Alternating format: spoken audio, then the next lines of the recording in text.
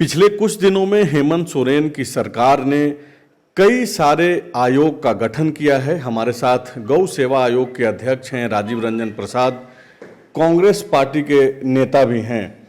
दरअसल इनसे बातचीत करने के पीछे का मकसद ये है कि आपको मालूम होगा कि झारखंड जो है गौ तस्करी मामले को लेकर के भी चर्चा में बना हुआ रहता है।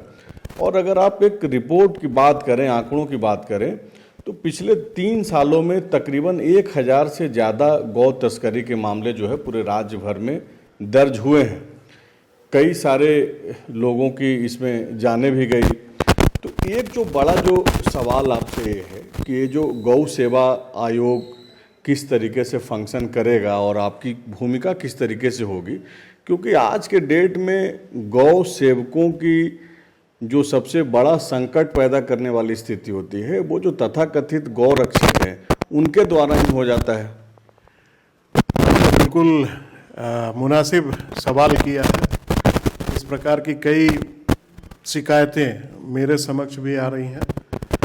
जहाँ तक गौ सेवा आयोग का प्रश्न है तो निश्चित रूप से बहुत ही व्यापक इसके दायरे में सारी चीज़ें आती हैं और इसको फंक्शनल बनाने के लिए एक व्यापक दृष्टिकोण रखने के लिए सबसे पहले मैं माननीय मुख्यमंत्री जी का आभार व्यक्त करता हूं कि झारखंड गठन के बाद से मैं इस आयोग के दूसरे अध्यक्ष के रूप में यहाँ अपना पदभार ग्रहण किया हूं और उसके बाद से लगातार मेरा ये प्रयास है कि गौ वंश के संरक्षण और संवर्धन के लिए जो कुछ भी बन पड़े उसको किया जाए, क्योंकि हमारा पहला ध्येय ये है कि गौ वंश जो है वो उपभोग या उपयोग की वस्तु न समझी जाए।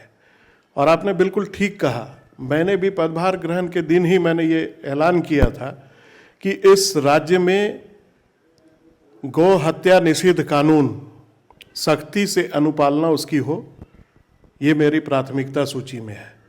और मैंने इस संबंध में तमाम जिलों के जो आरक्षी अधीक्षक महोदय हैं उनको दिशा निर्देश भी दिया है कि आपके ज़िले में इस एक्ट का अनुपालन सख्ती के साथ हो और जो भी पशु जब्त किए जाएं न सिर्फ उनको एफआईआर करा करके गौशालाओं को सुपुर्दगी तक ही आपके कार्य सीमित रहते हैं, बल्कि समय समय पर मैंने जिला प्रशासन को भी इस संबंध में दिशा निर्देश देने का काम शुरू कर दिया है कि इसका भौतिक सत्यापन भी हो।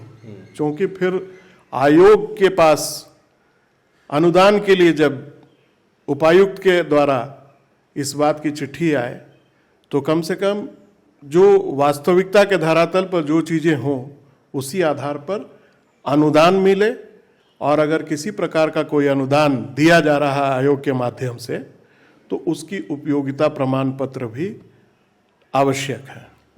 मेरा सवाल ये है, आप जो बोल रहे हैं कि गौवंश की सुरक्षा, उनकी रक्षा के लिए जो है आयोग काम करेगा, लेकिन गौवंश की रक्षा और सुरक्षा तब होगी जब गौपालक भी सुरक्षित रहेंगे। ये जो गौ रक्षक तथा कथित तौर पे जो सड़कों पे घूम रहे हैं और वो जो डिस्टरबेंस पैदा कर रहे हैं लोगों के बीच में, कई सारे लोग जो परेशान हो जाते हैं, उनके पास अगर दस्तावेज है, अपने कागजात है गाय को लेकर के या फिर और भी जो दूसरे पशु लेकर के अगर एक जिला से दूसरे जिला में जाते हैं, उनको जो दिक्कतें होती है उस पर किस तरीके से आप काम करेंगे और प्रशासन और गौ सेवा आयोग आपस में किस तरीके से अंडरस्टैंडिंग बनाएंगे? देखिए, बिल्कुल एक टीम के रूप में हम लोगों को काम करना है और आपने बिल्कुल सही सवाल किया।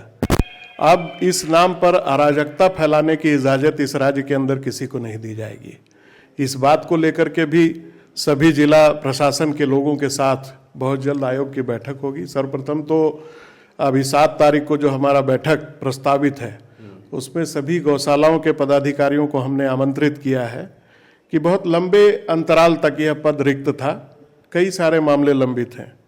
आपको मैं बताता चलूं कि अभी तक इस राज्य में 23 गौशालाएं ही निबंधित हैं। बहुत सारे ऐसे आवेदन हैं जो उनकी आहर्ताएँ हैं तमाम चीज़ों को लेकर के, उनके बाइलॉज को लेकर के, उनके भूखंड को लेकर के, और उनके 3 साल तक सहकारिता विभाग में उनके निबंधन को लेकर के, उसके बाद ही आयोग के द्वारा उनको निबंधित किया जाता है। तो ये सारे जो कागजी प्रक्रियाएं हैं उसको देखते हुए अब आने वाले दिनों में मैं आग्रह करूंगा गौशाला के प्रतिनिधियों को कि आप जितनी जल्दी आप सभी आहर्ताएं पूरी करने का प्रमाण देंगे, उतनी जल्दी आपको सहायतार्थ आयोग काम कर सकेगा। एक जो सभी जिलों में पशुओं को चरने के लिए जो एक ज़मीन ज़्यादातर जिलों में पहले से व्यवस्थित था, उसको लेकर के भी आप डीसी को पत्र लिखने वाले हैं। क्या डीसी को आप बोलना चाहते हैं? बहुत सही सवाल है आपका। आप देखेंगे कि आज हालात ऐसे बन पड़े हैं कि गोचर भूमि की उपलब्धता का स्पष्ट प्रमाण प्रशासनिक स्तर पर सामने नहीं आया, जबकि गौ सेवा आयोग इस बात की जानकारी जब मैंने मांगी पदभार ग्रहण करने के बाद, तो कोई इस संबंध में सूचना नहीं थी। तब मैंने ये तय किया कि भाई सभी जिलों के उपायुक्तों को मैंने पत्र लिख करके इस बात की जानकारी मांगी है। चूँकि विगत विधानसभा के सत्र में भी एक माननीय विधायक ने विधानसभा के अंदर गोचर भूमि के संदर्भ में एक सवाल भी किया था, तो ये वाजिब है। इस राज्य में अब गौ सेवा आयोग एक अनुदान देने वाली संस्था के बजाय एक योजना का निर्माण करके इस राज्य की पहचान गो संरक्षण और संवर्धक राज्य के रूप में हो, इस दिशा में प्रयासरत है। इस संबंध में मैंने कई ऐसे राज्य हैं जो इस क्षेत्र में बहुत अच्छा कार्य कर रहे हैं, जैसे छत्तीसगढ़ हो गया, मध्य प्रदेश हो गया, राजस्थान हो गया, हरियाणा हो गया, उत्तर प्रदेश हो गया। ऐसे सभी राज्यों का मैंने अधिनियम की जानकारी भी मंगाई है, वहाँ चल रही योजनाओं की जानकारी मंगाई है। उसके अध्ययन करने के बाद मैं अपने आयोग के अधिकारियों को योजना तैयार करके सरकार के साथ इस पर वार्ता करूँगा और गौशाला को जितनी जल्दी आत्मनिर्भर बनाया जा सके उस दिशा में मैं प्रयास करूंगा। एक समस्या आती है लावारिस पशुओं की, जिसका रख रखाव सही से नहीं हो पाता है, या फिर आखिरी समय में जो है आप देखते हैं कि सड़कों पे उनका सब ऐसे ही पड़ा हुआ रहता है, 2-2 दिन 3-3 दिन तक जो है। खास करके शहरी क्षेत्र में तो मान के चलिए कि हटा दिया जाता है, लेकिन दूर दराज के इलाकों में वो पड़ा हुआ रहता है रोड पे।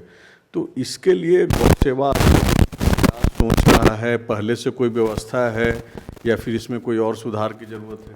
नहीं, बहुत ज़्यादा सुधार की आवश्यकता है, व्यापक सुधार की आवश्यकता है।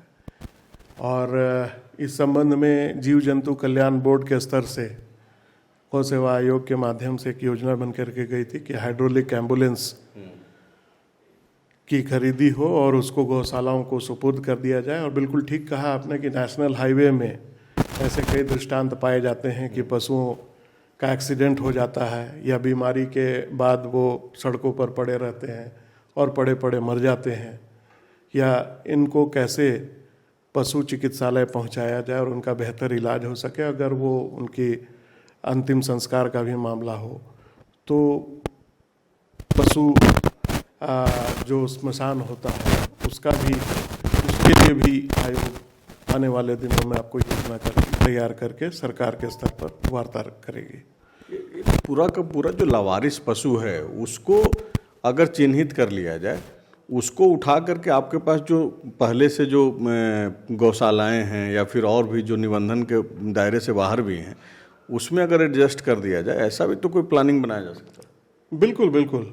बहुत लंबे अरसे तक चूँकि यह पद रिक्त था, तो वैसा परिवार जो अभिभावक के बिना रहता है तो कहीं ना कहीं उसमें थोड़ी शिथिलता जरूर आ जाती है। लेकिन माननीय मुख्यमंत्री हेमंत सोरेन जी, हमारे कृषि मंत्री, कृषि एवं पशुपालन सहकारिता विभाग के मंत्री हैं बादल पटेल जी, बहुत ही संजीदा लोग हैं। हम लोगों ने इसी सोच के साथ इस आयोग में हमारी नियुक्ति की है, हमारे साथ उपाध्यक्ष की नियुक्ति की है। आने वाले दिनों में गैर सरकारी सदस्यों की भी नियुक्ति होगी और पूरे में हम लोग अपना कार्य प्रारंभ कर सकेंगे। तो हम इन सारे विषयों को बेहद संवेदनशीलता के साथ और बेहद गंभीरता के साथ किस प्रकार से एक समन्वय बना करके समाज के साथ भी और जो गौशाला का संचालन कर रहे हैं हमारे समाज सेवी, उनके साथ भी बैठ करके चर्चा करेंगे। और उसी निमित्त हमने 7 तारीख को बैठक बुलाई है और उसके बाद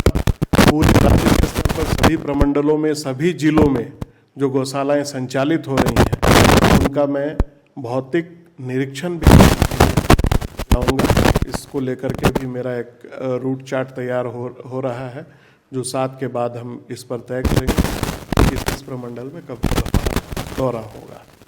राजीव जी, एक जो सबसे बड़ा चैलेंज होगा, आप जिस बिरादरी से आते हैं, मतलब पॉलिटिशियन बिरादरी से, आप अगर, शायद आपको भी मालूम ही होगा कि ये जो थानों तक जो मामले पहुंचते हैं गौ तस्करी के, उसमें बहुत ज़्यादा प्रेशर वाइट कॉलर लोग जो है, पॉलिटिशियंस लोगों का ही चला जाता है थानों को। बाहर में खड़ा होकर के बयान देते हैं लोग गौ रक्षा को लेकर के, और अंदर जिस तरीके से दबाव बनाते हैं, इन सब चीज़ों से निपटना जो है एक बड़ी चुनौती होगी आपके लिए। तो ये कैसे आपको लगता है कि आप लोग वो कर पाएंगे?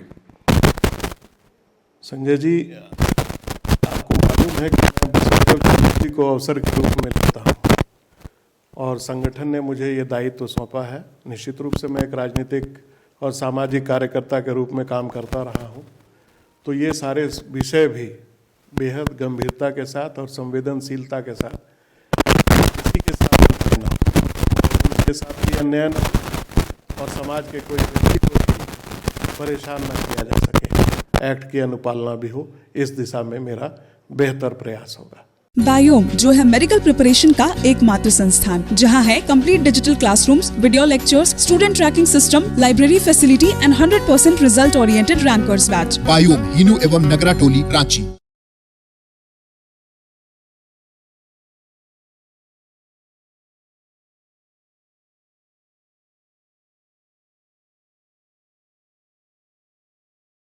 thefollowup.in. Like, share, and subscribe. www.thefollowup.in